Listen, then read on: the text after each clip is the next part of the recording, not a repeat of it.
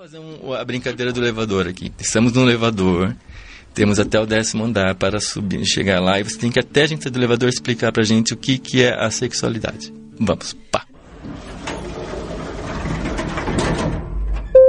A sexualidade é uma forma de viver a sexualidade, na qual a principal característica é o desinteresse pela atividade sexual, basicamente. Existem outras características, mas o que, apesar de haver uma diversidade muito grande entre os assexuais, pode-se dizer que é a característica principal que muitos têm em comum.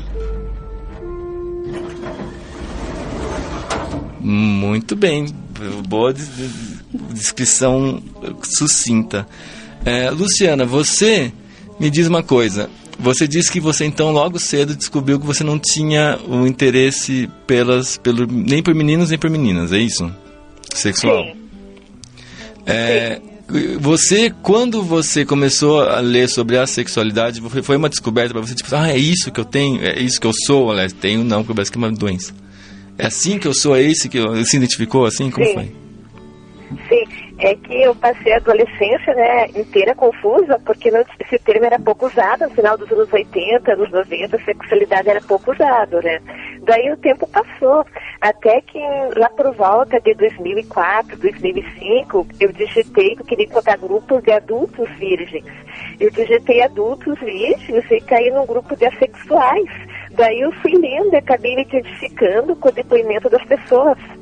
Muito bacana. Mas é interessante isso, porque é um grupo de adultos virgens, mas calhou de serem todos assexuais, ou tinha as pessoas que gostariam de não ser virgens, mas não conseguiram e daí, enfim, procuravam algum tipo de apoio? É que, na verdade, foi o buscador que fez isso, Eu digitei adultos virgens e acabei caindo em grupo de assexuais, no link dos grupos assexuais, Uhum. Então foi o buscador, de repente o buscador da internet que me guiou. Bacana. Doutora, a gente pode dizer que a sexualidade é uma orientação sexual? Sim e não. Então já sei, é uma resposta que não é tão fácil assim de nós classificarmos. Na minha pesquisa, eu busquei fazer uma certa diferenciação, porque ao passo que existem muitas semelhanças entre a sexualidade e outras sexualidades, como a heterossexualidade, homossexualidade, bissexualidade, existem também algumas diferenças que poderiam ser colocadas como empecilho para que ela fosse considerada uma orientação sexual. Então, quando nós pensamos que orientação sexual é um direcionamento do desejo, e que esse direcionamento na pessoa sexual, ele não existe esse direcionamento, ele não vai para um alvo, porque nós estamos falando em orientação e direcionamento, então existe aquele que deseja e existe um alvo do desejo. O que acontece, por exemplo, na heterossexualidade, homossexualidade e bissexualidade. Existem alvos do desejo. E no caso da assexualidade, não existe esse alvo, vamos dizer. Esse desejo que seria direcionado em outras orientações, na sexualidade ela fica no próprio sujeito. Ela não é direcionada nesse sentido. Porém, quando a gente pensa que não é uma escolha do indivíduo, então aí ela é bastante similar à heterossexualidade, homossexualidade, bissexualidade, então não é uma escolha, vai além de simplesmente um comportamento, sendo uma identidade, o sujeito chega a determinado ponto da vida e começa a perceber que existe uma diferença. Essa experiência que a Luciana contou foi muito comum. Eu ouvi praticamente de todos os meus entrevistados na pesquisa em dizer que, em determinado ponto, e em geral na pré-adolescência ou na própria adolescência, percebia então que havia um desinteresse dos amigos pelos antigos brinquedos e brincadeiras que as crianças têm, e esse interesse então passa a ser direcionado aos meninos e meninas, já se fala em namoro, se fala em sexo, se fala em sexualidade, e essa pessoa que não sente isso, ela se sente totalmente estranha neste meio, e em geral se dá por volta da adolescência, pré-adolescência. Mas a gente pode, de repente, fazer uma diferenciação da falta de direcionamento do desejo e uma vontade de se relacionar afetivamente e até romanticamente com as pessoas? Sim, exatamente. O fato da pessoa não sentir atração sexual por outras não significa que ela não possa se apaixonar por outras. Então, é aí que nós vemos, então, que uma das características principais da sexualidade é fazer essa diferenciação entre amor e sexo. né? Então, entendendo, inclusive, de que as pessoas costumam dizer que é possível fazer sexo sem amor. Então, se é possível fazer sexo sem amor, então são coisas separadas. Então, provavelmente, nunca pensa que é possível amor sem sexo. O contrário, né? Também é possível, né? Você namora, Luciana? Eu tive, assim, 2 namorados, né? Mas desde a adolescência tive um amor platônico, sem contato físico muito forte. Eu gostei da mesma pessoa dos 12 anos até os 27 anos. E daí, quando eu tomei coragem para me declarar com os 27 anos, a pessoa fingiu assim que nunca tinha me conhecido, né? Mas eu sonhava com essa pessoa, eu sonhava em passar momentos e conversar com essa pessoa, né? Porque foi muito tempo de amor platônico, dos 12 até os 27. Eu não sei se hoje em dia as pessoas, se as pessoas conhecem alguém, ou convivem com alguém que tenham, ou que já tenham tido um amor platônico, assim, que durasse tanto tempo. Mas e quando você se imaginava com ele, você imaginava conversando, convivendo, mas nunca realmente pensou fantasiou em ter alguma ação sexual ou mais íntima com ele? Não, eu só imaginava passeando, e imaginava viajando, mas não assim fazendo sexo em si, né? Já que se tratava assim de um amor platônico mesmo, que durou tanto tempo, imaginava conversando, ele escrevia poesias, não mostrava para ninguém, e mandava cartas para ele nunca respondia. Então, dos 12 aos 27 anos, eu me apaixonei, mas foi dessa maneira. E como é que foi o seu primeiro namoro depois? Daí foi com 27 anos que eu me desencantei, porque eu me declarei para a pessoa do amor platônico, né? E a pessoa falou que nunca me conheceu, se a gente se conhecia. E como eu gosto de escrever, eu frequentava um grupo de poetas e eu conheci um homem ali, né? Conheci uma pessoa ali, daí ele passou a namorar, mas não durou muito. Porque ele não era de Curitiba e precisou para voltar, né, para a cidade dele. Mas para fugir do sexo, né, que depois eu pensava que era celibatária antes, porque eu sempre quis. Não é que eu queria, que eu achava que o certo para mim seria sexo só depois do casamento. E como eu não tinha descoberto ainda a sexualidade, eu pensava que era celibatária. Daí, para evitar a relação sexual, eu falava que só queria fazer depois do casamento. Mas eu vi que no meu caso, o que eu chamava de celibato era uma fuga, para que eu não assumisse o que realmente era, né? Porque eu era uma pessoa que não gostava de sexo e usava o celibato como escudo, porque eu também não sabia o que era sexual, porque ainda não tinha tido contato com o site. Eu fui ter contato um ano depois que o namoro acabou, com esse primeiro namorado. Esse namorado, então, seu primeiro, não era sexual? Não, ele não era.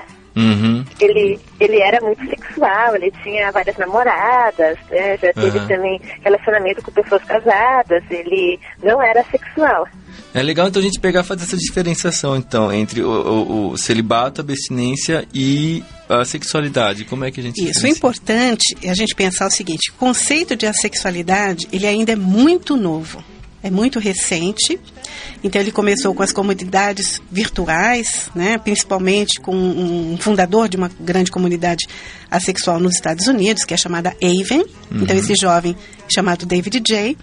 foi quem começou uma comunidade que veio a se tornar depois a maior do mundo, a que veio a criar categorias para os assexuais. A troca de experiências dos assexuais passou, então, a ser um conhecimento produzido por aquela comunidade, que acabou migrando para todos os países, né, praticamente, está disponível.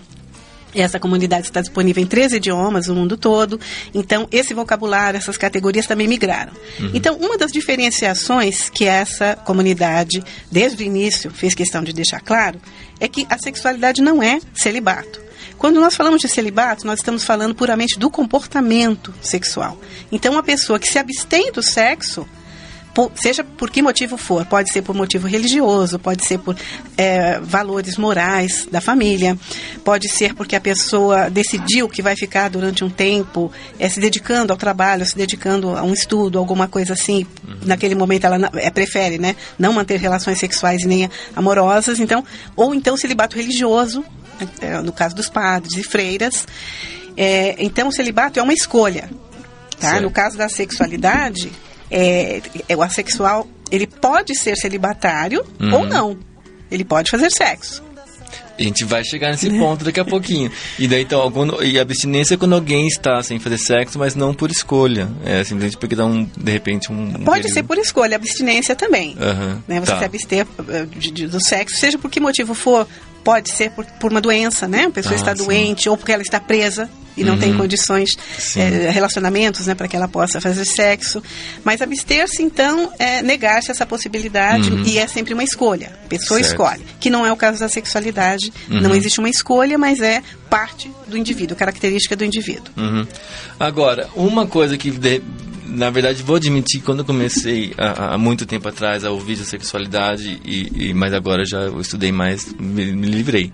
Mas é que você também primeiro pensa assim, alguém é sexual, uma pessoa muito distante, né? Você não tem interesse em sexo, não deve ter interesse em muita coisa. Você imagina quase um Spock, assim, né? Isso confere, Luciana? Sobre o preconceito contra os assexuais? Não, você, por exemplo, o fato de você ser assexual não significa que você não tem amigos, que você é uma pessoa triste, nem nada. Ou sim ou não, enfim. Sim. É que o problema acontece isso, que as pessoas acham que a pessoa sexual é triste, é depressiva, mas isso é culpa da mídia, porque a mídia passa esses comerciais, né, de calcinha, comercial de motel, que as pessoas ficam felizes depois que fazem sexo, né, até propaganda de Viagra, de perfume, sempre tem uma cena assim que envolve sexo e a pessoa fica feliz depois, né, mas isso é uma ilusão, porque nós estamos numa época em que as pessoas mais fazem sexo e as pessoas estão cada vez mais infelizes. Então, essa relação do sexo com felicidade é uma coisa que está muito forte no comércio, mas que não é real. Os comerciantes, eles usam, né, o capitalismo também usa a relação sexo e felicidade para vender produtos, né, vender motel, vender preservativo. Mas, e qualquer coisa, na verdade, cerveja, né, tipo... cerveja é bem machista ainda por cima, né. Chega a incomodar você esse ataque da TV e da mídia no lado sexual do mundo? Um pouco, né, porque no caso teve uma cerveja que era assim, a moça passava vai verão, vem verão, e inclusive uma pessoa que eu conheci tinha uma filha chamada Vera, e os meninos começaram a fazer bullying com ela, vai verão, vem verão, a cercar a menina e a falar a frase da cerveja, não deixa o verão passar, então a menina ficou constrangida, né, eu fico triste por isso também, principalmente a cerveja, ela usa a mulher como objeto sexual, a maioria dos comerciais de cerveja são machistas, então isso é uma coisa meio que chateia, principalmente as mulheres, né, estão usando o corpo da mulher como objeto. Mas do que a gente estava conversando aqui, deu para perceber que você, a sua paixão platônica e o seu eram homens, então, ou seja, existe um interesse afetivo por homens da sua parte. Que eu seria assexual, homoromântica. Não, heteroromântica. Isso, heteroromântica. Heteroromântica porque minha primeira paixão foi um homem, daí depois eu namorei 2 homens, né? E daí seria a assexual heteroromântica. Então quer dizer que... E talvez já falaram pra mim que eu também sou assexual heteroromântica, lexossexual, daí depois falaram que eu também sou litossexual, que litossexual seria o assexual que gosta de amores platônicos. E o lexossexual seria a pessoa que sente desejo sexual através das palavras, porque eu gosto assim, muito de escrever, né? Eu chego a sentir assim, coisas diferentes enquanto eu escrevo, né? Mas eu não sei, tem que perguntar para a doutora Elizabeth se litossexual e lexossexual já entraram nas categorias. A gente já vai, né, ver isso aí, mas só uma pergunta então, doutora, é comum então haver uma identificação romântica para um gênero de preferência? Isso, é bastante comum, e a gente vê isso nas trocas de experiências que existem nas comunidades assexuais. Então as pessoas, por causa dessa classificação que foi colocada pelas comunidades americanas, como eu te disse, havia então primeiro, lá no começo dos anos 2000, 2001, a fundação de uma grande comunidade a partir e outras, né, diversas, que começaram a discutir a sexualidade. Então, primeiro, tinha as pessoas que chegavam com esta questão. Puxa, que bom, né, que existem outras como eu não me interesso por sexo, e que bom estar, então, num ambiente onde eu sei que eu não sou um ET. Né? Porque todas elas usam essa expressão, inclusive, olha, eu sempre me achei um ET, é como se eu tivesse vindo de outro planeta e não compreendesse, nem fosse compreendido neste planeta, porque eu não tenho interesse por sexo. Então, a partir desta troca de experiências é que começou a surgir essas subcategorias. Então, percebeu-se, em princípio, que havia algumas pessoas assexuais que não tinham nenhum interesse amoroso. Então, classificaram essas pessoas, por exemplo, como aromânticas. Ou seja, são aquelas que, além de não ter interesse sexual, também não têm interesse em relacionamentos amorosos. E vivem felizes, assim, sem problema. Por outro lado, nós temos o que eles chamam de românticos. Então, os românticos são aqueles, sim, que têm a expectativa, né, da formação de uma parceria amorosa, então quer se apaixonar, quer se envolver emocionalmente, né, com outras pessoas. E então, entre os românticos, dependendo para onde vai essa atração romântica, se é para o mesmo sexo, para o outro sexo ou para qualquer dos sexos, elas são então classificadas e chamadas na comunidade como heteroromânticas, como a Luciana falou, né? Ela se identifica como heteroromântica, e birromânticas, homoromânticas e assim por diante. Panromânticas. Então, é uma subclassificação que foi criada e as pessoas assexuais, então, costumam se identificar, né, de uma determinada maneira. Vocês duas podem responder, quem quiser responder primeiro. Um assexual, então, só consegue se relacionar com outras pessoas assexuais? De forma alguma. Não. E principalmente porque a gente tem que considerar que o número de assexuais, ainda que se classifica dessa forma, ainda é pequeno.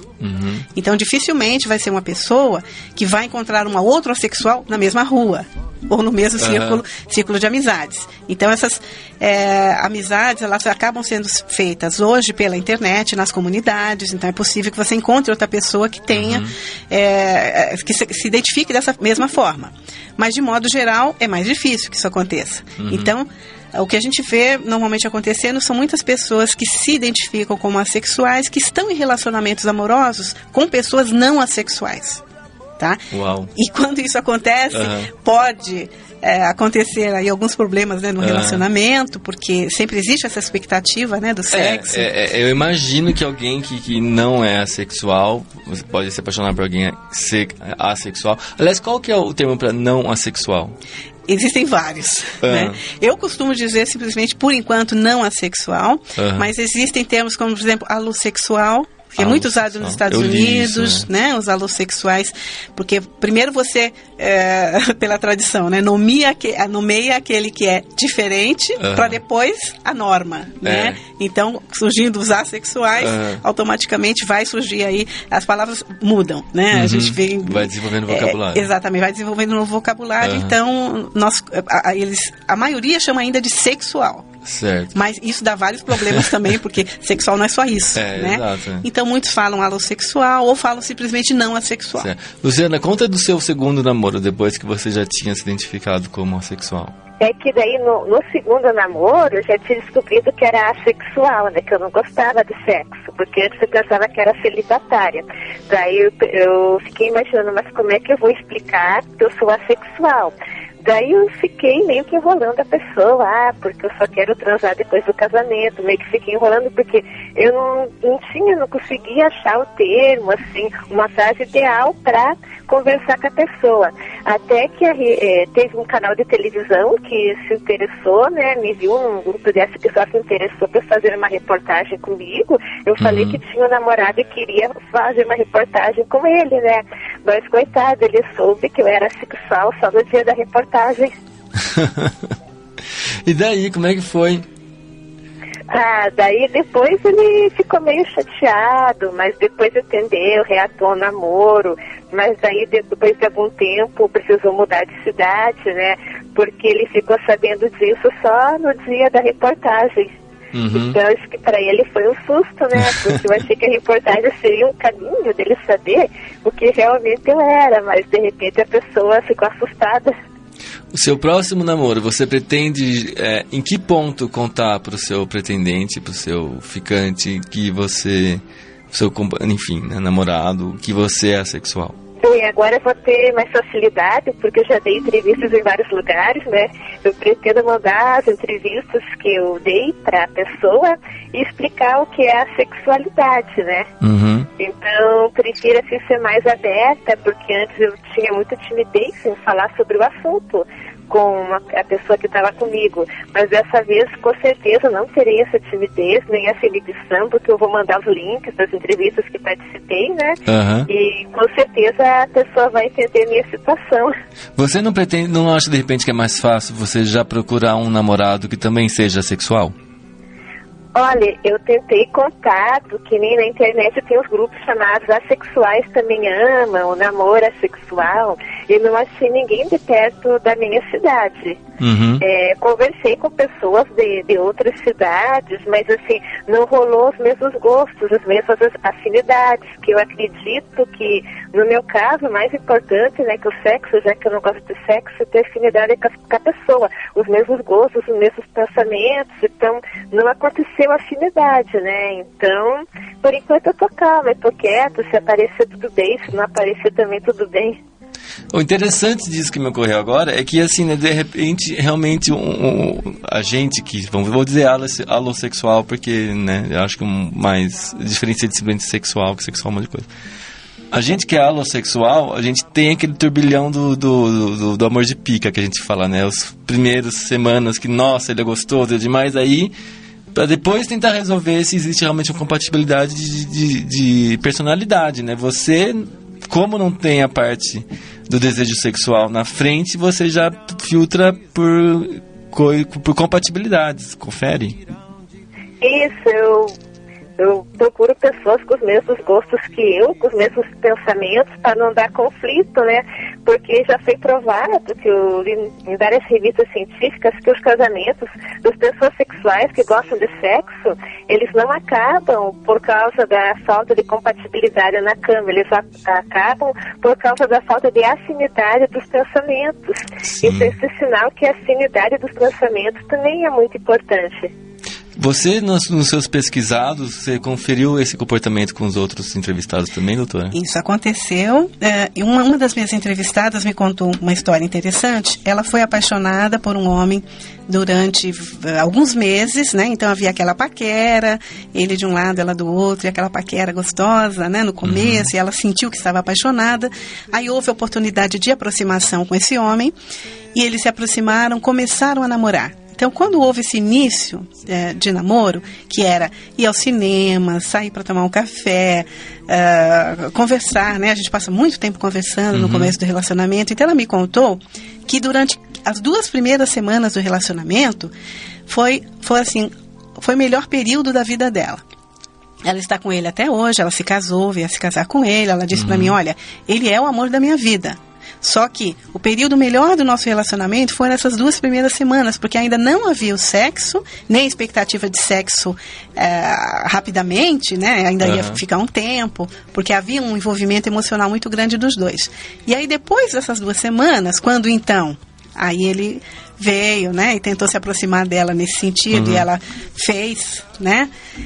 Então, o relacionamento mudou um pouco. Agora, para ela me disse que o importante para ela é estar com ele, porque existe justamente essa afinidade que a Luciana mencionou, né? Existe uma afinidade muito grande entre os dois. Ela disse para mim assim que, olha, eu sei que ele é um homem da minha vida. Então, para mim, fazer sexo é apenas alguma coisa que eu faço para fazê-lo feliz. Mesmo que isso não me faça feliz, né? Mas também existe também uma grande diversidade aí entre os assexuais, alguns que não fariam de jeito nenhum, outros que abrem a possibilidade, como ela abriu essa possibilidade, mesmo não sendo alguma coisa que ela goste de fazer. Existem coisas mais importantes para ela no relacionamento, que é justamente essa compatibilidade, esse desejo de estar junto, que acaba sendo mais importante do que o próprio ato sexual. Então, para ela, isso não é tão importante. Entendeu? Enquanto tem outros que dizem, não vou fazer de jeito nenhum. Luciana, você, para ter filho, você faria sexo? Bem, eu nunca fiz, porque eu também nunca tive vontade, porque eu pensava que eu era celibatária. Quem sabe, num relacionamento assim muito estável, talvez eu faria, né? ou morando com a pessoa junto, uma pessoa que tivesse compatibilidade, gostasse das mesmas coisas que eu, para agradar a pessoa, talvez sim. Se você se apaixonar por um cara que é alossexual e ele também se apaixonar por você, e daí ele entende que você é assexual, você se incomodaria se ele fizesse sexo com outras mulheres? Olha, não, porque depois que quer dizer, quando eu tive o segundo namoro, na verdade, desde o primeiro namoro, eu sabia, né, que a pessoa tinha outras namoradas e eu deixava justamente por eu pensar que era celibatária e que também devia de deixar a pessoa livre. No segundo namoro, ele também tinha outras namoradas e eu deixava porque eu também pensava que era celibatária. Mas como no segundo namoro eu comecei a me descobrir assexual, graças aos sites que eu entrei, daí eu deixei ele ter outras pessoas assim numa boa, sem problemas. Muito bacana. Agora, uma coisa, então vamos pegar aqui. O fato de você ser assexual, ou seja, como a doutora falou, não tem um direcionamento do desejo, significa ausência de desejo? No meu caso? No seu caso. É que assim, que se for ver alguns psicanalistas, Freud, ele diz que a pessoa pode transferir a libido para outros objetos, tipo assim, uma atividade artística, pintura, escultura, literatura, pode se dedicar a alguma arte. Isso segundo Freud, né, que foi o pioneiro da psicanálise. Eu também nunca tive essa parte, assim, né, como sou assexual, nunca gostei de sexo. Você tinha acabado de dizer que talvez você fosse litossexual, ou seja, que você transfere o seu desejo para a escrita, é isso? De repente? Isso, porque eu sempre fui muito estudiosa, e as minhas amigas que gostavam de balada saíam muito, e eu não, eu ficava no meu quarto estudando, fazendo os trabalhos da escola. Então, seria como se fosse uma transferência. Mas, segundo Freud, né, que tem alguns psicólogos que não aceitam Freud, outros ainda aceitam, dizem que ele está ultrapassado, mas essa parte da transferência da libido que Freud estudou parece ainda bastante coerente. Você analisava isso nos seus entrevistados, doutora? Eu conversava com eles sobre isso, e, inclusive quando eu não perguntava, muitos deles até tentavam dar uma justificativa, quer dizer, para onde vai a tal libido. Então, primeiro a gente tem que considerar que é uma teoria, né, uma teoria freudiana, que não necessariamente a gente não tem como você saber se um suposto desejo sexual foi transferido para alguma outra coisa. Teoricamente, não tem como você ter certeza que isso aconteceu com aquela pessoa, né? As pessoas com as quais eu conversei, elas diziam que tinham um amor pela vida, né? Esse amor pela vida, algumas se dedicavam muito às profissões. Então, eu entrevistei médicos, entrevistei advogados, entrevistei professores, né? Professoras, escritoras, cientistas. Pessoas, então, que eram apaixonadas por suas carreiras, apaixonadas por as suas possibilidades de lazer, porque hoje a gente não pode negar que as possibilidades de lazer, elas são muito grandes, né? E muita gente se satisfaz simplesmente podendo consumir, né? O consumo, o prazer, né? De modo geral, que pode ter significados diferentes para as pessoas. De qualquer forma, como eu não trabalho com a psicanálise, né? Minha abordagem na pesquisa é uma abordagem sociológica. Então, não necessariamente as pessoas me diziam isso. Olha, eu não faço sexo, mas eu tenho uma grande paixão por isso, por aquilo. Né? Mesmo porque, para as pessoas que eu entrevistei, pelo menos, isso não estava tão claro. Tá. Né? Não era uma coisa clara, olha, eu não gosto disso, mas, né, eu gosto daquilo. Não, são pessoas normais que levam aí as suas vidas, têm os seus trabalhos, dão muito valor às amizades, aos relacionamentos, à família, um grande valor, eu senti isso, né? Sim. Agora, é difícil dizer, né, se é a personalidade da pessoa que é assim, ou se ela está, né, de alguma forma... Eles chegavam a falar que se masturbavam ou não? Alguns diziam que sim, que se masturbavam, mas que não tinham fantasias, as fantasias normalmente que as pessoas declaram, né? Quando eu me masturbo, eu penso nisso, eu penso naquela pessoa, né? Mas sim como uma coisa, pelo menos aqueles que me disseram, não era uma das perguntas da pesquisa, deixa eu deixar bem claro. Então, alguns disseram, mas diziam que era uma coisa sem fantasias, mais direcionada a satisfazer um estímulo, né? Um estímulo corporal, e que não havia, então, esse desejo, né, de pensar em pessoas, pensar em corpos e nada disso. Luciana, a aparência da pessoa importa para você? Não, assim, nunca importou, tanto que o meu amor platônico, né, as outras meninas que sabiam disso falavam, que cara feio, que cara desengonçado, mas pra mim era lindo pela questão da afinidade, porque ele gostava das mesmas coisas do que eu, tinha os mesmos pensamentos, pena que não foi correspondido, mas pra mim o que importa mesmo é a afinidade, não adianta se a pessoa ter o padrão, assim, que eles chamam, tipo, Brad Pitt, se de repente pensa diferente de mim. E tanto que existe, né, realmente a atração estética, né, e também existe a atração sexual, mas eu acho que eu sou capaz de achar uma pessoa bonita e não me sentir atraída por ela. O que realmente me encanta são as ideias da pessoa, principalmente quando as ideias combinam comigo. Então, algumas pessoas me disseram na pesquisa, Luciana, que classificaram isso como atração intelectual. Você acha que você sente isso em relação às pessoas? Sim, eu sinto isso também, atração intelectual, gostar das mesmas coisas que eu, porque a maioria das atividades que eu exerço, né, são da parte intelectual, porque na verdade eu sou vendedora, balconista, mas eu gosto de escrever, eu também faço dança folclórica, eu pesquiso histórias, né, da cidade onde eu vivo, então seria muito forte se acontecesse isso, né, de repente algum relacionamento, né, sem sexo, claro, com uma pessoa que tivesse as mesmas afinidades do que as minhas. Mas então quer dizer, por exemplo, você sabe reconhecer que o Rodrigo... Como é que chama o Raj? Rodrigo da novela agora... Lombardi. Um ator da TV é bonito, você sabe reconhecer, mas é como se estivesse vendo uma pintura, de repente, algo assim?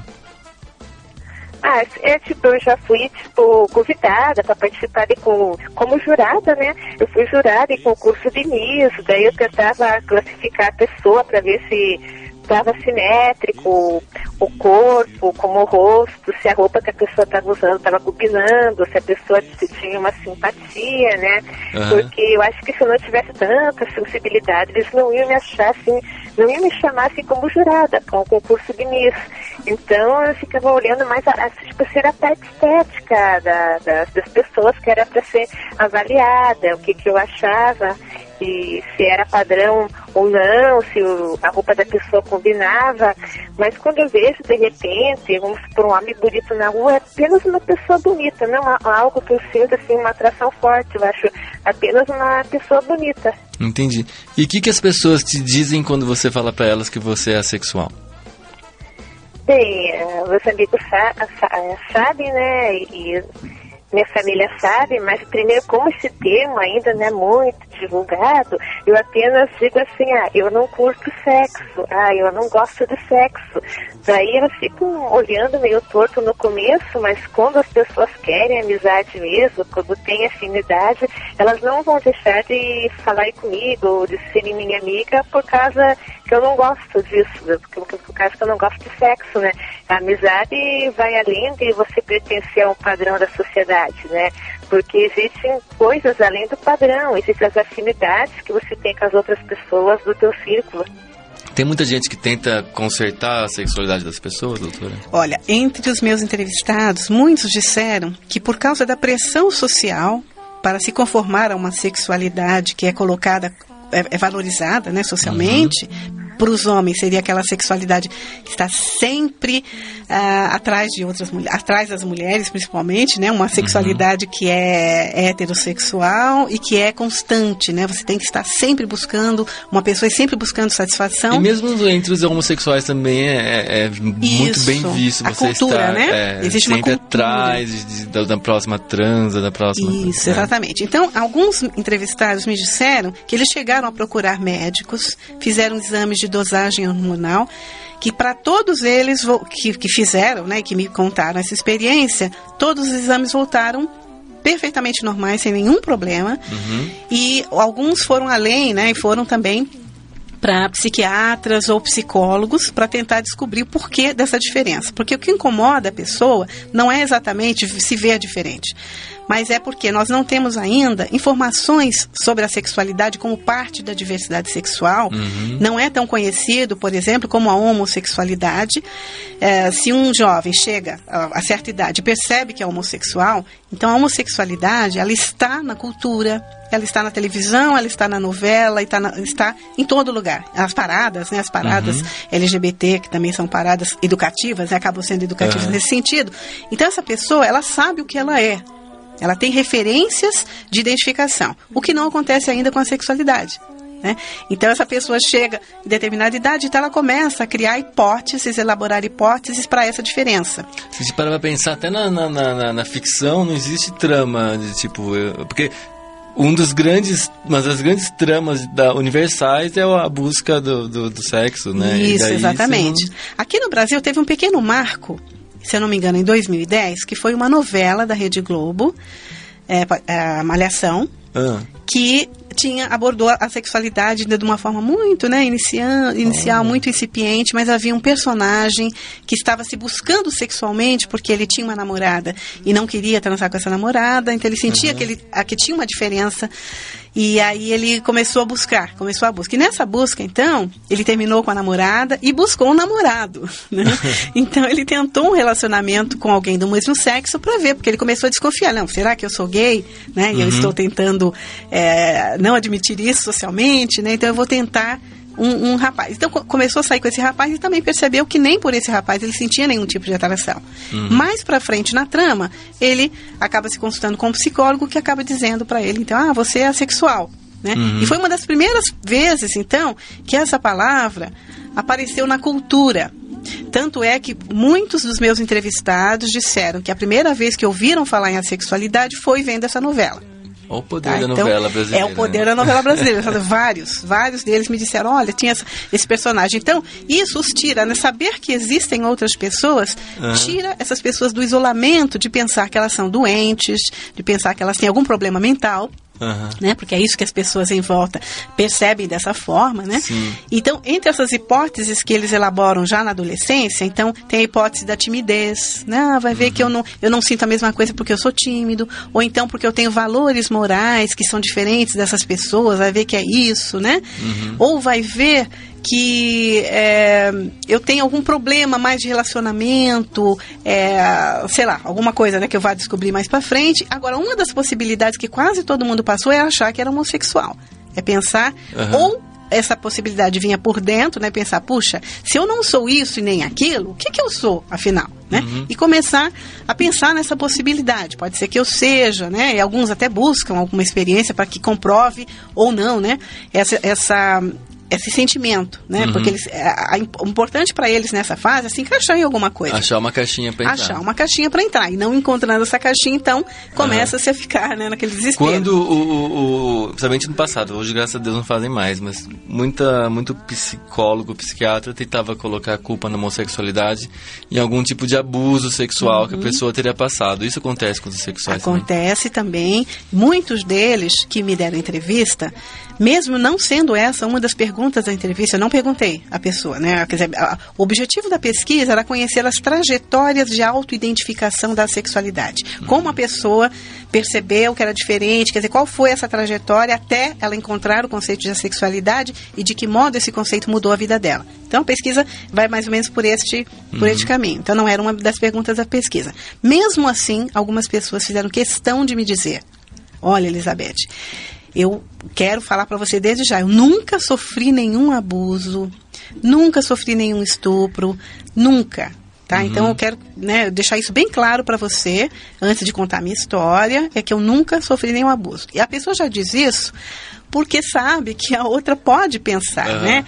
Olha, vai ver que ela é assim. Só que a questão do abuso ou estupro, não é isso que impacta. Pode ter algum impacto na sexualidade da pessoa e, em geral, ela vai se lembrar posteriormente, olha, aconteceu isso comigo, né? Ou sabe que tem alguma coisa, né, que possa ter causado. E mesmo assim não quer dizer que seja Isso, não tem como saber. Eu imagino também deve ter uma coisa, isso é uma das coisas mais tristes, deve ter muita gente, não sei, né? Enfim, que eu também não sou especialista.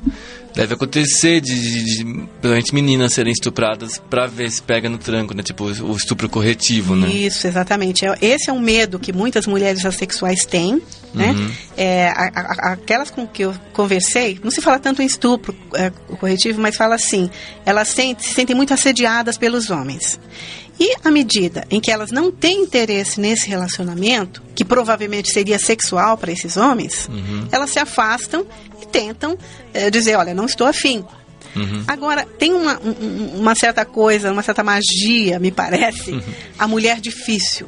Aquela mulher difícil parece que desperta essa cobiça nos homens e eles acabam se tornando muito inconvenientes quando abordam essas mulheres. Né? Primeiro achando que aquela mulher é um prêmio. Né? Ninguém conseguiu, mas eu vou conseguir. Né? Então o assédio ele se torna mais intenso ainda para algumas mulheres quando elas dizem que não estão interessadas, seja por que motivo for. Tá? Sim. Agora, se ela se declara assexual, né, em algum ponto, e muitas não fazem Deve isso, ter tá? muito aquele esquema de falar assim, você ainda não sabe, não descobriu o que é bom ainda. Exatamente, claro, né? Aquela ideia, né, de que um pênis é tão mágico que é capaz de mudar a essência de uma mulher. Luciana, já tentaram consertar você? Assim, desse jeito, assim, pessoalmente, falando comigo, não. Por internet, sim, mas a internet ainda bem que tem aquela parte que se pode bloquear a pessoa. Mas, assim, o que incomoda, às vezes, é aquela tia do interior, né, que quando a TV vai se botando e pergunta, por que não casou?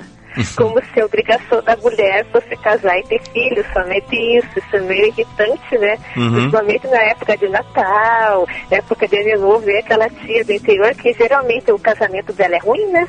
Ela pergunta pra sobrinha solteira com mais de 40 anos, por que não casou?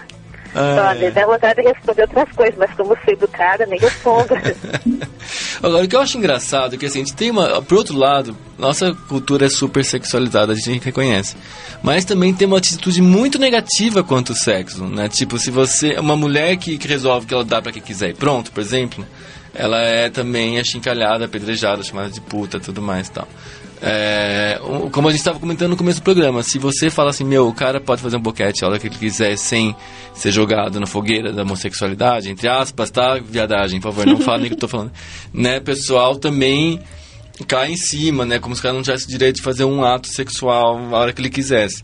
Não chega a ser meio contraditório que essa atitude negativa contra o sexo e que daí acabam daí também sendo negativo contra quem não faz sexo? Negativa para a mulher, né? Para o homem, não. A gente não pode esquecer que as expectativas em relação ao sexo, elas são muito diferentes para homens e mulheres. E isso ficou muito claro na minha pesquisa. Muitas das mulheres que eu entrevistei me disseram assim que, por parte da família, elas não tinham uma pressão muito grande até pelo menos terminar a faculdade. Isso porque pai e mãe acham maravilhoso quando tem uma filha que é estudiosa, que prefere não namorar, né? Que prefere deixar namoro para depois e resolve se dedicar aos estudos. Então, qualquer pai e mãe se sente totalmente assim feliz em ter uma filha desta forma. E o que não acontece com os meninos, tá? Eles já estão pressionados desde muito cedo, sim, a fazer sexo, a buscar o sexo, a buscar a satisfação por meio do sexo, mesmo antes de casamento, nada disso.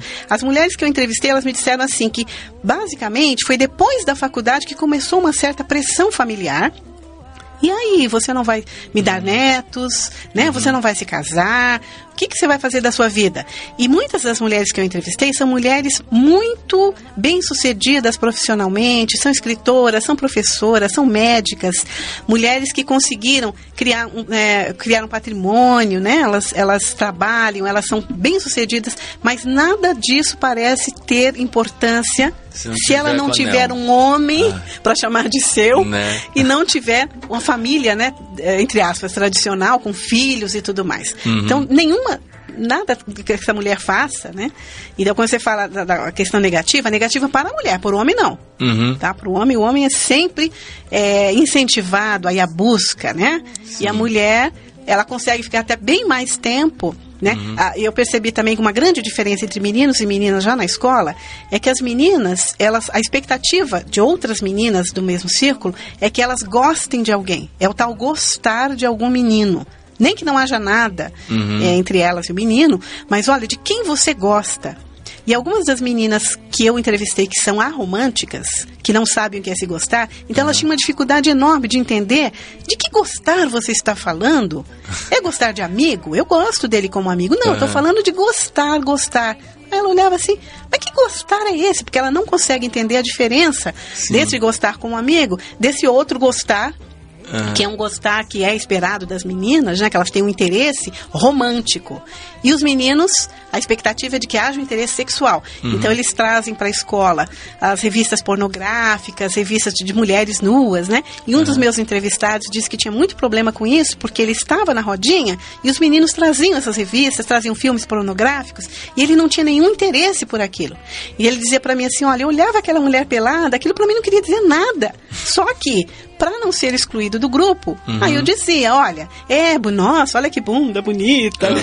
E dizia coisas desse tipo. E a mesma coisa das meninas da escola, né? Os meninos falavam, olha aquela ali, olha o peito daquela, olha a bunda daquela. E ele olhava aquilo, então para ele não via o corpo da mesma forma que os outros meninos viam. Para ele é um corpo, é simplesmente uma pessoa, né? Ele não tinha esse olhar.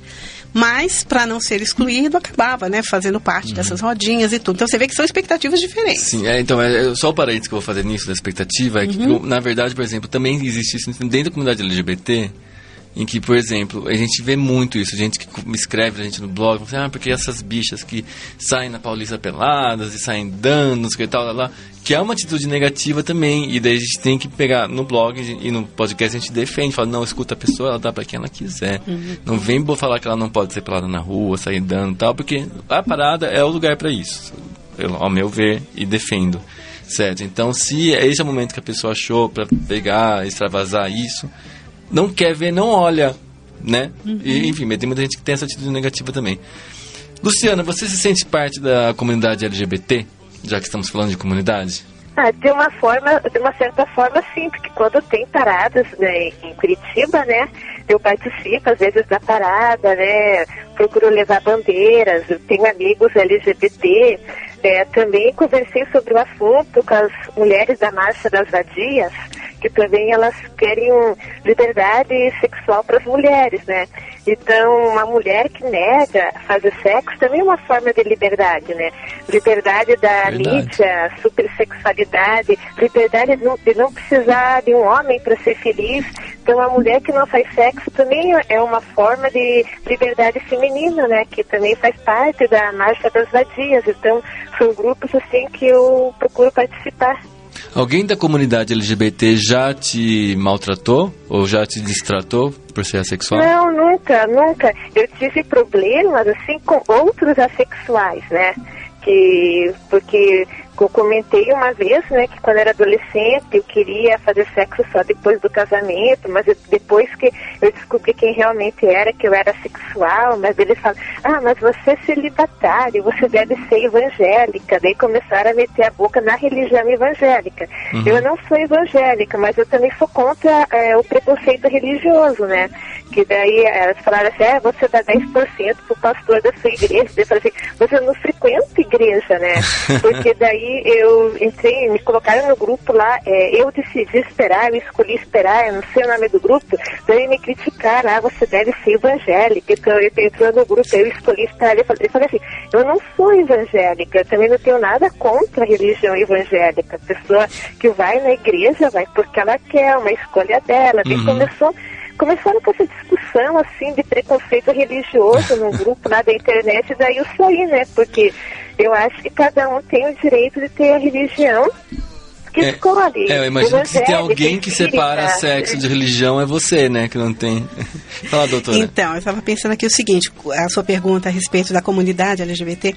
Aqui no Brasil, pelas minhas pesquisas, ainda não houve um entrosamento, nem uma busca da comunidade assexual para se juntar com a comunidade LGBT, apesar de fazer parte aí de uma diversidade, né, diversidade sexual. Aqui eu desconheço essas iniciativas de juntar. Mas nos Estados Unidos, que a gente é uma comunidade já mais antiga, né, e que as coisas já aconteceu bastante coisa lá, que ainda não aconteceu aqui. Então, houve uma rejeição da comunidade LGBT ao conceito de assexualidade por diversos motivos. Primeiro, porque pensa, poxa, nós estamos aqui lutando pelo direito de fazer sexo com quem a gente quiser. Uhum. E aí vocês vêm dizendo, olha, eu quero ter o direito de não fazer sexo. Então, aí a gente via, pela comunidade LGBT, uma desconexão com as demandas dos assexuais. Né? E isso era uma coisa, e falavam sobre isso e também pensavam assim, poxa, mas espera um pouquinho, como você quer juntar a minha comunidade, né? Os LGBTs diziam, como você quer se juntar a uma comunidade ou uma luta, né, que já vem aí de tanto tempo acontecendo, como é que é o preconceito, quer dizer, você sofre o nosso preconceito, você corre o risco de morrer na rua, de levar um tiro ou de sofrer violência porque é assexual. Então, existe um julgamento da comunidade LGBT em relação ao tipo de preconceito e discriminação né? que poderia sofrer. Porque eles falam, não, se vocês não estão fazendo, você não tem um comportamento ofensivo, como nós, ofensivo para a sociedade percebe o nosso comportamento como ofensivo. Então, que direito vocês têm de falar, né, sobre preconceito, discriminação, sendo que vocês não vão morrer por causa disso?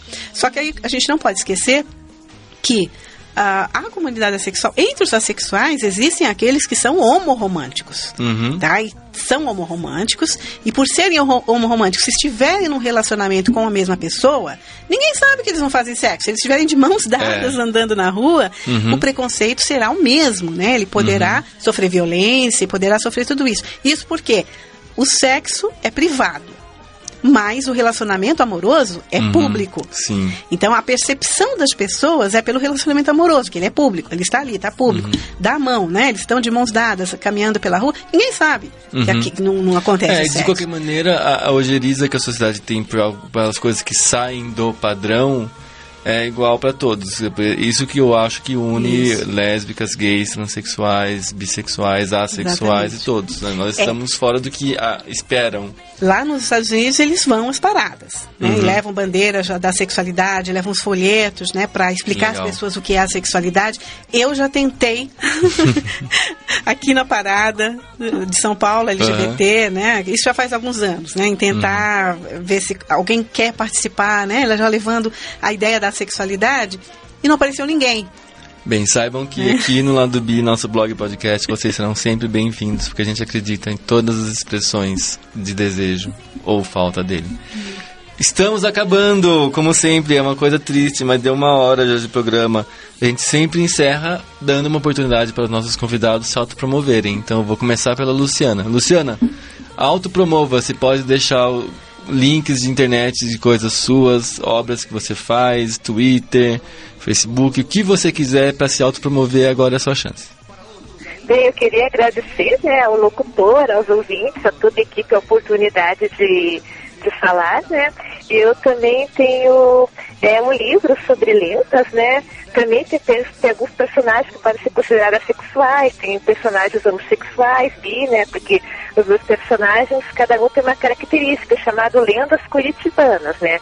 Quem for de Curitiba pode ligar para mim e comprar comigo, e quem for de fora pode comprar pelo site do Instituto Memória, www.institutomemoria.com.br, e quem quiser me adicionar, pode me adicionar ao meu Facebook, a Luciana do Rocio Malon, entre parênteses, lendas. Eu também tenho uma página com os meus escritos chamada Lendas e Poesias da Tia Lu. Agradeço a oportunidade. Obrigada. Eu que agradeço, Luciana. Muito obrigado, viu? Doutora Elizabeth, sua chance de se autopromover. Bom, então vou falar um pouquinho da minha pesquisa, então, né? A minha pesquisa de doutorado, que foi defendida, então, em março de 2015 na Faculdade de Educação da USP, ela já está disponível para download no banco de teses da USP.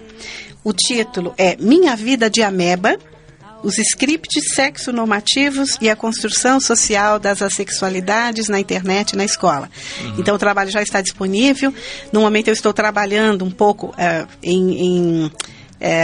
tentando transformar isso num livro, né, para que fique um pouco mais palatável, ainda está com uma linguagem muito acadêmica. E como instrumento de pesquisa, eu criei um blog, que se chama Blog Asexualidades, né, no plural, Asexualidades, lá no Blogspot. Ele está um pouco desatualizado, né, por causa do fim da tese, que foi aquela correria, mas é um blog onde eu coloco algumas resenhas de artigos escritos sobre a sexualidade no exterior, para que possa trazer esse conhecimento que está sendo produzido lá para cá, né, para que pessoas assexuais brasileiras e todas as pessoas que têm interesse em sexualidade possam, então, conhecer um pouco do que está se fazendo. Quando eu comecei a fazer essa pesquisa, em 2010, então não havia nenhuma pesquisa ainda feita sobre esse assunto, então ela acabou se tornando uma pesquisa pioneira. Hoje já existem outras pessoas fazendo pesquisa sobre a sexualidade, então esse conhecimento vai somar, né, sem dúvida. Legal. E logo vai ter, espero eu, né, muitas pesquisas aí feitas e que essas pesquisas elas possam servir à comunidade assexual, não somente a visibilidade, mas também para o autoconhecimento, né, para elas se conhecerem e saberem das experiências de outras pessoas assexuais do mundo. Sim. Então eu acredito que possa ser bastante útil para a comunidade.